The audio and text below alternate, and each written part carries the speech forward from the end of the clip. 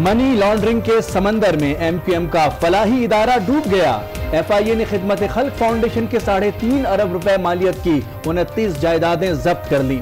हुक्काम के मुताबिक जायदादें भत्ते की रकूम से बनाई गईं, जिससे हासिल आमदनी लंदन भिजवाई जाती थी। मेगा मनी लॉन्ड्रिंग के मेगा कैरेक्टर्स का किरदार, अहम नामों पर पैसा लंदन भेजने का इल्जाम। साबिक वफाकी वजीर port and shipping Babar Ghauri, deputy mayor Karachi Arshad Bohra, senator Ahmed Ali और साबिक रुकन असम्बली ख्वाजा सोहेल के नाम सामने आ गए। रकूम की लंदन मुंतकली के लिए जाली नामों के इस्तेमाल का भी इंकशाफ। एमक्यूएम की इमलाक जब्त हुई तो मुत्तहदा रहनुमाओं ने सर जोड़ लिए। एमक्यूएम राब्ता कमेटी का बहादुराबाद मरकज पर मुशावरती इजलास।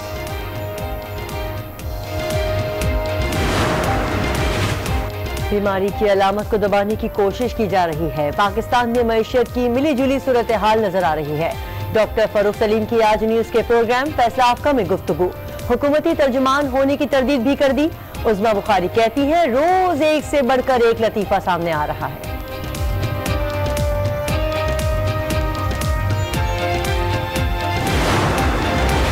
तहरीक चलाने की जरूरत नहीं, हुकूमत अपने वजन पे इंशाल्लाह खुद ही खत्म हो जाएगी। झूठों का एक टोला है आज मईशत का ये हाल कर दिया। एक का बयान दूसरे से नहीं मिलता, एक दिन का बयान दूसरे दिन से नहीं मिलता। जो वजीर खजाना साहब अब माहिर हो चुके हैं मिनी बजट पेश करने में, जल्द ऐलान फरमाएंगे, अवाम पर मजीद बोझ डाला जाएगा।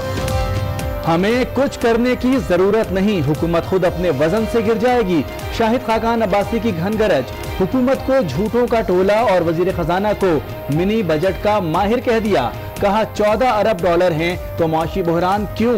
वजीर आजम, वजीर खजाना और वजीर इत्तलात झूठ बोलना छोड़ दें तो मुल्क के हालात ठीक हो जाएंगे। नैब को काला और अंधा कानून करार दे दिया। मिनी बजट पर जियालों को भी तशवीश, क्या नए टैक्स लगाए जा रहे हैं? मकसद क्या है?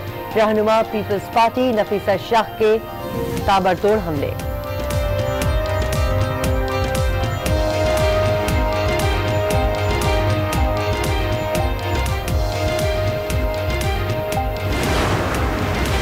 वजीर भी हों और आपकी अपनी कंपनी जो है वो बिलियंस के ठेके भी ले, फिर आप कहें कि ये तो कॉन्फ्लिक्ट ऑफ इंटरेस्ट नहीं है, ये बात कोई नहीं माने।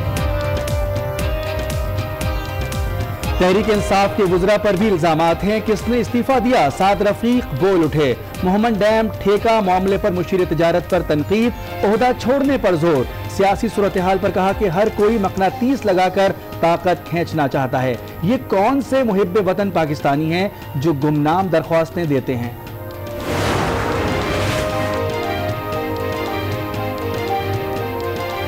तहरीक इंसाफ हुकूमत कर्ज को आमदनी समझ रही है। असफंदियार वली बरस पड़े, हैरान हूँ गरीब आदमी कैसे गुजारा कर रहा है। रुपए की कदर में कमी पर तनकीद, कहा सिंध की लीडरशिप को बदनाम किया जा रहा है। जीआईटी रिपोर्ट के बाद अपोजिशन को अवाम और मईशत की याद सताने लगी। काश ये उस वक्त याद आती जब वो इख्तिदार में थे। वज़ीर इत्तलात फवाद चौधरी का मुखालफिन को जवाब, कहा माजी में मुल्क को कर्ज की दलदल में धकेल दिया, आज बैन डालकर मासूम बनने की कोशिश ना करें, तौबा करें। मईशत को सहारा देने के लिए कप्तान पुराज़म 2 रोजा दौरे पर तुर्की चले गए। सरमायाकारों से खिताब करेंगे। सदर तैयब एर्दोगान से वन-ओ-वन मुलाकात भी होगी। हुकूमत का सख्त मौक़िफ़ या वाशिंगटन को अकल आ गई? अमरीकी सदर का पाकिस्तानी क़यादत से मुलाकात की ख्वाहिश का इजहार। डोनाल्ड ट्रंप कहते हैं पाकिस्तान से अच्छे ताल्लुकात चाहते हैं, नई क़यादत से मुस्तक़बिल में जल्द मुलाकात के मुंतज़िर हैं। ट्रंप के बयान पर पाकिस्तान का खैर मक़दम। कोट लखपत जेल के कैद खाने में नवाज शरीफ से अहले खाना की मुलाकात। वालिदा, बेटी, दामाद और भतीजा जेल पहुंचे। घर से लाया खाना साथ खाया। बेगम कुलसूम नवाज की तस्वीर भी नवाज शरीफ को दे दी गई। नवाज शरीफ के हौसले बुलंद हैं, मरियम नवाज का ट्वीट। मौलाना समीउल हक कत्ल केस की तहकीकात में अहम पेशरफ्त। ड्राइवर अहमद शाह का पॉलीग्राफिक टेस्ट हो गया। टेस्ट के दौरान ड्राइवर अहमद शाह झूठ बोलता रहा। फॉरेंसिक रिपोर्ट के मुताबिक ड्राइवर हकायक छुपा रहा है। तहरीक इंसाफ के रुकन सिंध असम्बली सचानंद झूठे निकले, 1 करोड़ रुपए का फ्रॉड साबित हो गया। सिविल जज टंडो आदम ने 3 साल कैद की सजा सुना दी। जमींदार से जमीन खरीदी थी, चेक कैश न हुआ।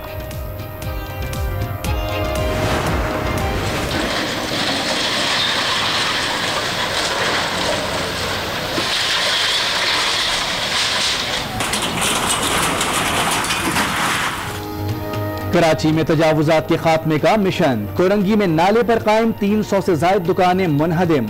लाहौर और रावलपिंडी में भी गैर कानूनी तामीरात पर बिल्डोजर फेर दिया गया।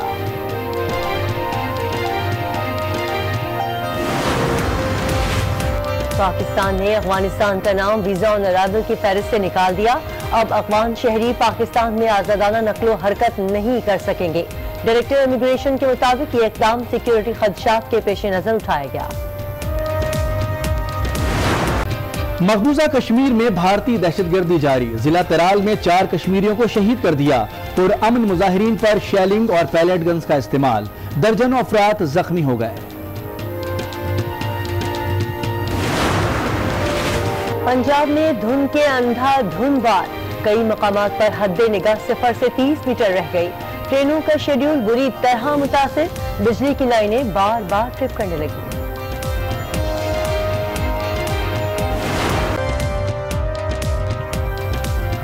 अस्सलाम वालेकुम, आज 9 बजे में आपको कहेंगे खुशामदीद। मैं हूं किरण रिजवी और मैं हूं मोनिस रजा। हेडलाइंस आपने मुलाहिजा की। बुलेटिन का आगाज करेंगे मनी लॉन्ड्रिंग से मुताल्लिक बड़ी खबर से। MQM की फलाही तंजीम खिदमत खल्क फाउंडेशन के गिर्द शिकंजा कस दिया गया है। FIA ने KKF की तमाम जायदादें जब्त कर ली हैं। 29 जायदादों की मालियत 3 अरब रुपए है। FIA के मुताबिक इन जायदादों से हासिल रकम लंदन भिजवाई जा रही है। इसके अलावा जेल में कैद MQM के कारकुनों को भी इसका पैसा फराहम किया जाता रहा। रकम की मुंतकली में कई बड़े नाम भी बेनकाब हुए हैं।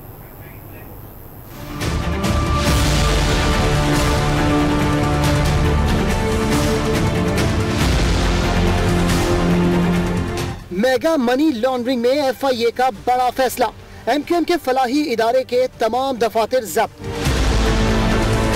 खिदमत खल्क फाउंडेशन की 29 जायदादें जब्त कर ली गयी। FIA इंसदाद दहशतगर्दी विंग इस्लामाबाद के मुताबिक KKF की जब्त जायदादों की मालियत 3.5 अरब रुपए है। ये जायदादें कराची के मुख्तलिफ इलाकों में वाक़ हैं जो भत्ते की रकूम से बनाई गई हैं। FIA हुक्काम का कहना है कि इन जायदादों से हासिल रकूम के 2 बड़े इस्तेमाल हैं। जायदादों के किराए से MQM के शोहदा को रकूम भी दी जाती है।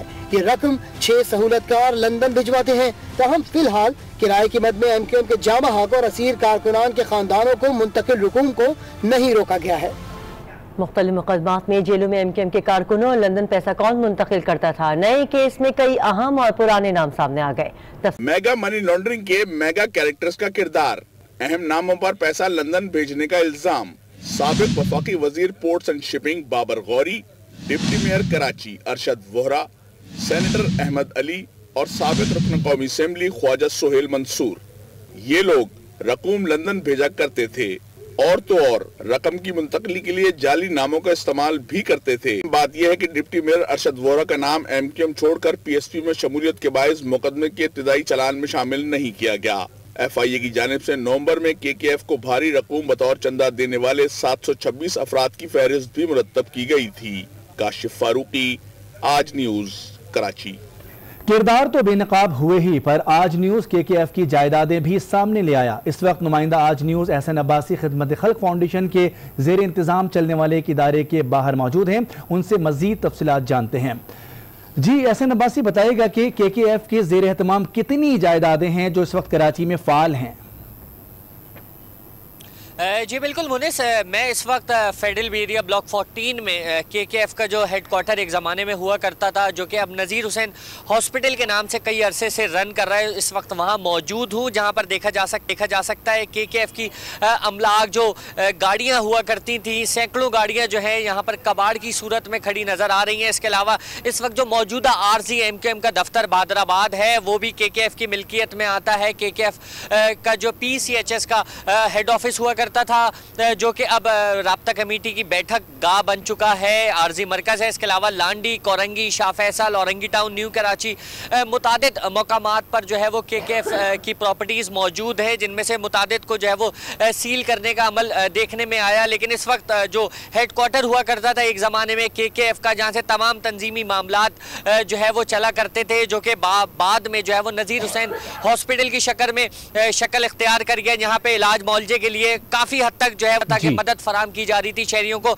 वहाँ इस वक्त मैं मौजूद हूँ। ये जो मकाम है, ये अब तक जो है वो देखा गया है कि यहाँ पे किसी भी FIA के काम की जानिब से इंतजामिया से राब्ता नहीं किया गया है सील करने के हवाले से। बहुत शुक्रिया अब्बासी, हमें तफसील से बता रहे थे।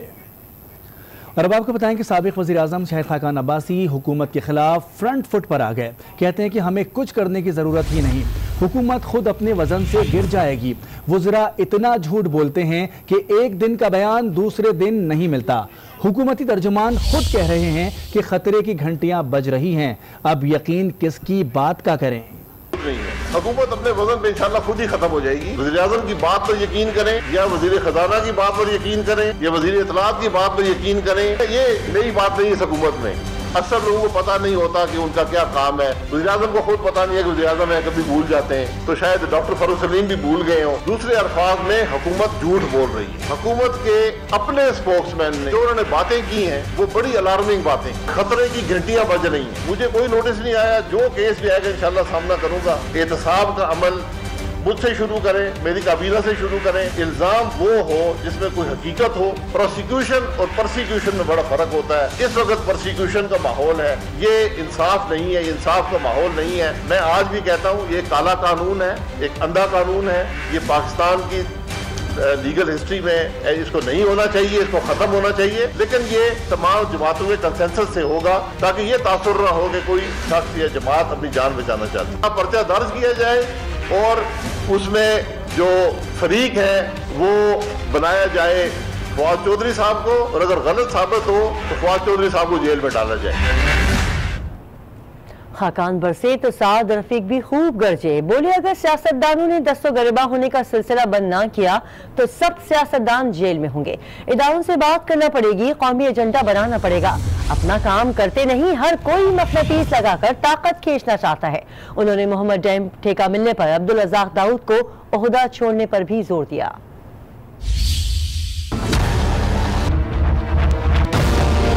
अगर आप इस तरह का एहतसाब करते रहेंगे तो उसमें से इंतकाम की बू आती रहेगी, इंतकाम की आग जलती रहेगी, और ये इंतकाम की चिता में फिर सब जलेंगे, एक ने नहीं जलना।